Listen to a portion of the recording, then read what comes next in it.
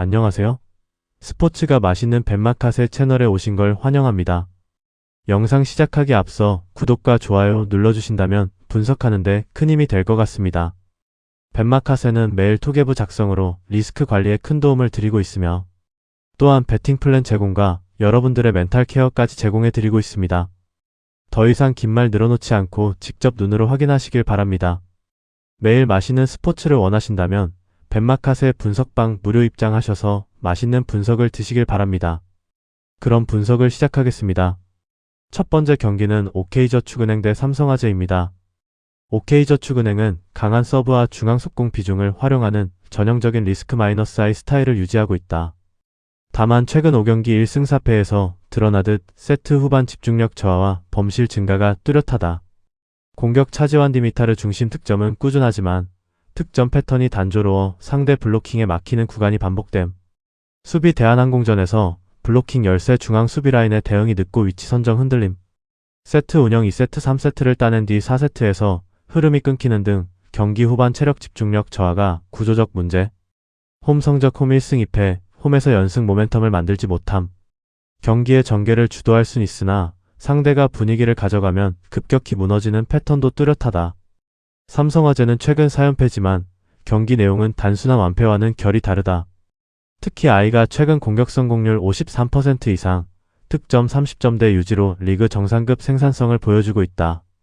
공격 아이가의 존재감은 매우 강력, 단독 득점 루트가 단조로운 것은 리스크. 세터 라인 노재욱 선발 기용 후 2세트부터 흔들리며 패스 높이 템포 불안. 리시브 원패스 비율이 낮아 중앙 활용이 제한되어 공격 전개가 단선화. 블로킹 최근 2경기 블로킹 7-24 수비 라인 붕괴가 뚜렷함. 하지만 1세트 스타트 강점 아이가의 폭발력 OK저축은행의 후반 흔들림. 이 조합은 세트 따내기 또는 흐름 변화에서 충분히 변수로 작용한다. 원정 1승 3패지만 세트 경쟁력은 꾸준히 유지되고 있다. 두 팀 종합 분석. 두 팀 모두 최근 상승세를 찾지 못하고 있지만 현재 흐름만 보면 삼성화재가 세트 싸움에서는 더 높은 저항력을 보여주는 중이다. OK저축은행은 공격력은 좋지만 세트 후반 뒷심 부족이 반복되고 있으며 대한항공전에서 확인된 블로킹 약점은 삼성화재의 주포 아이가에게 스코어링 기회를 더 많이 제공할 수 있다. 삼성화재가 승리까지 이어갈 가능성도 존재하며 최소한 세트 이상 가져가는 흐름은 매우 높게 예상된다.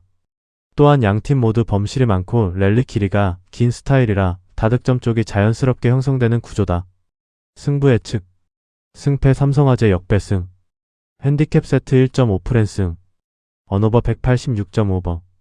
두 번째 경기 한국도로공사 대 페퍼저축은행입니다. 한국도로공사는 리그 최상위 전력답게 밸런스가 완성된 공격 구조를 갖고 있다. 모마의 폭발적인 특점을 중심으로 강소희 타나차가 날개 공격을 더하며 삼각형 공격 삼각편대가 가장 강력한 팀 중 하나다.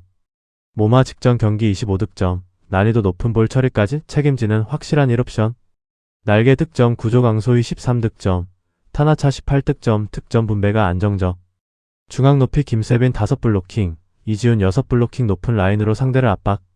세터 운영 이윤정이 중앙 사이드 혼합 분배로 전체 공격 템포를 완성. 수비 리시브 구조 안정. 무엇보다 홈에서 5연승을 기록 중이며 전체 경기력 기복이 거의 없다. 다만 최근 경기에서 득점폭이 큰 만큼 상대에게 랠리 주도권을 주는 순간 세트 내 흐름이 길어지는 경향 또한 존재한다. 페퍼저축은행은 조이와 박정아를 중심으로 한 확실한 득점 옵션이 있으며 시마무라의 중앙 가담까지 살아나면 상위권 팀과도 충분히 경쟁력이 있는 팀이다. 조이 직전 경기 트리플, 크라운 28득점 서브넥의 폭발력 유지. 박정아 경기마다 편차는 있지만 여전히 고비 때 해결 가능한 카드. 시마무라 정관장전 집중 견제를 받아 생산성 떨어졌지만 여전히 중요한 중앙 옵션. 세터 박사랑 템포 불안이 있어 패스 높낮이 편차가 문제점. 범실 증가로 범실 열세가 결정타. 하지만 페퍼는 공격력 자체는 리그 상위권 수준으로 유지되고 있으며 경기 흐름만 잡으면 강팀을 상대로도 세트 경쟁력이 매우 높은 팀이다. 이번 경기에서 가장 중요한 부분은 초반 리시브 안정 조이의 초반 득점 활활 여부. 이 두 요소에 따라 경기 양상이 크게 달라진다. 두 팀 종합 분석. 한국도로공사가 리그 최정상 흐름을 이어가는 팀인 것은 분명하다. 하지만 페퍼저축은행은 조이의 득점 폭발력과 박정아의 클러치 존재감이 있기 때문에 한국도로공사의 연승 흐름을 방해할 수 있는 몇 안 되는 팀 중 하나다. 특히 세트 경쟁력 측면에서는 페퍼저축은행이 1세트 3세트를 중심으로 승부를 걸 여지가 충분하고 공격 지표에서도 최근 하락세가 아닌 전개 불안이 원인이었기에 빠른 반등이 가능한 구조다. 경기 자체는 득점이 많이 나오는 패턴이 자연스럽다. 승부 예측.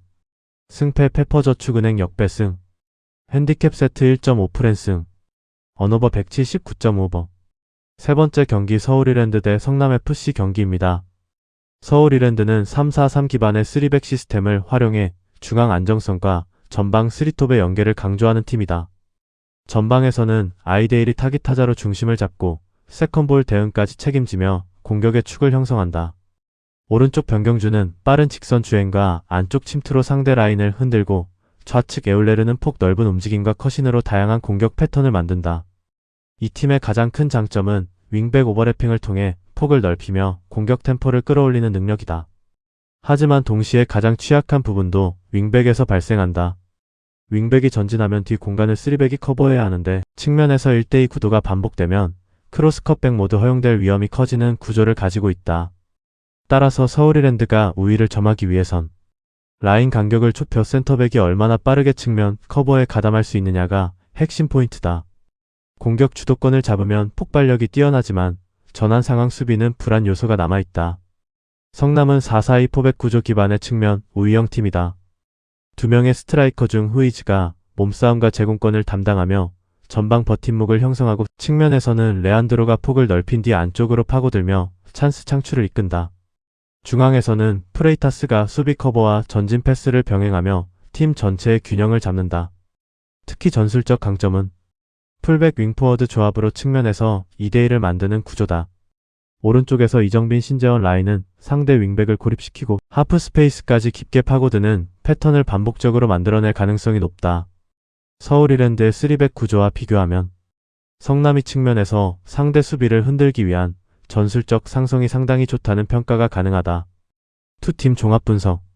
이 경기는 구조적 상승만 놓고 보면 성남이 측면 공략에서 우위를 가져갈 수 있지만 전반적인 경기 주도권과 공격 템포는 서울이랜드가 가져갈 가능성이 높은 흐름이다.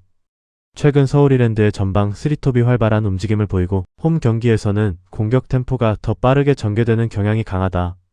성남의 오른쪽 공략은 분명 위협적이지만 서울이랜드가 점유 기반으로 경기를 운영하며 체력 부담을 분산할 수 있다면 전반부터 득점 기회가 꾸준히 나올 확률이 높다. 전술적 리스크 때문에 실점 가능성도 존재하기 때문에 경기 흐름은 자연스럽게 득점 매치로 이어질 가능성이 크게 열려있다. 종합적으로 보면 홈에서 전체적인 공격량이 더 많은 서울이랜드가 한 수위의 힘을 보여줄 가능성이 높다. 승부 예측. 승무패 서울이랜드 승. 핸디캡 이랜디무. 언오버 2.5버. 마지막 경기 포항 스틸러스 대 빠툼 유티드 경기입니다. 포항은 4-4-2를 기반으로 한 전형적인 투톱 시스템을 운영한다. 이호재와 조르지가 동시에 서며 박스 안로 피침투 패턴을 함께 가져가는 공격 형태가 특징이다. 이호재는 190cm가 넘는 장신 스트라이커로 제공권 포스트 플레이에 강하며 크로스 상황에서 가장 우선되는 타깃 역할을 수행한다. 조르지는 니어 포스트 침투, 방향 전환 마무리 등의 세컨볼에 빠르게 반응하는 유형이다. 중원에서는 기성용이 후방에서 빌드업 템포를 조율하며 롱패스 전환 패스로 공격의 속도를 끌어올린다. 좌우 미드필더는 안쪽으로 좁혀 들어와 하프 스페이스를 활용하고 풀백이 바깥으로 오버래핑해 크로스 루트를 다양하게 만든다. 포항은 이번 대회에서도 로테이션보다는 확실한 결과 중심 운영을 택하는 분위기이며 빠툼전에서는 초반부터 주도권을 잡아 전진 압박 세컨볼 회수 빠른 전개의 3단 전개를 강하게 밀어붙일 것으로 예상된다.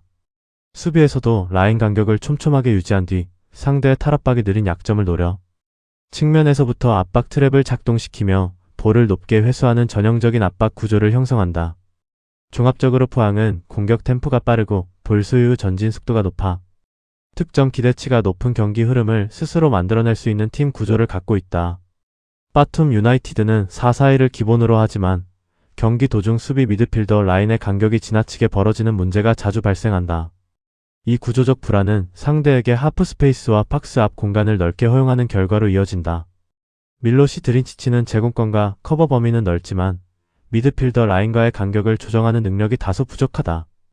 엔디아의 역시 피지컬은 좋지만 넓은 지역을 커버하는 데는 속도가 무거운 편이다.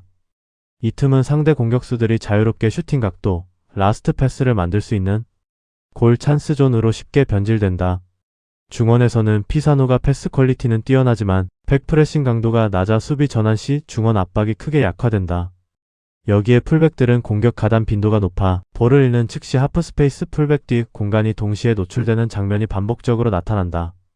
최근에는 리그와 컵 병행으로 인해 주축들의 체력 부담이 쌓이면서 후반전 라인 유지력이 더욱 떨어지고 있다. 이런 흐름은 포항처럼 빠르게 볼을 전진시키는 팀을 상대로는 크게 약점이 된다. 두 팀 종합 분석.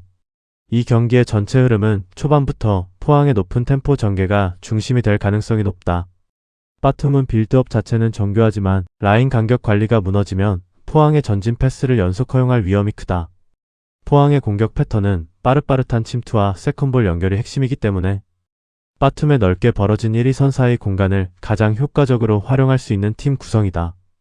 특히 바툼의 풀백이 높은 위치에서 공을 잃는 순간 포항은 3초 안에 박스 근처까지 도달할 수 있는 전개 속도를 가지고 있어 득점 기회가 여러 차례 만들어질 가능성이 높다.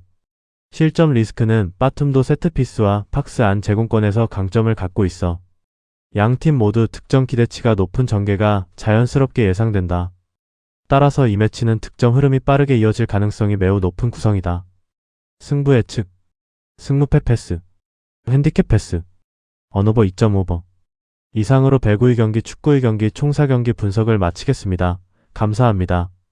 스포츠 베팅을 가장 잘하는 방법은 전문가와 함께하는 방법입니다.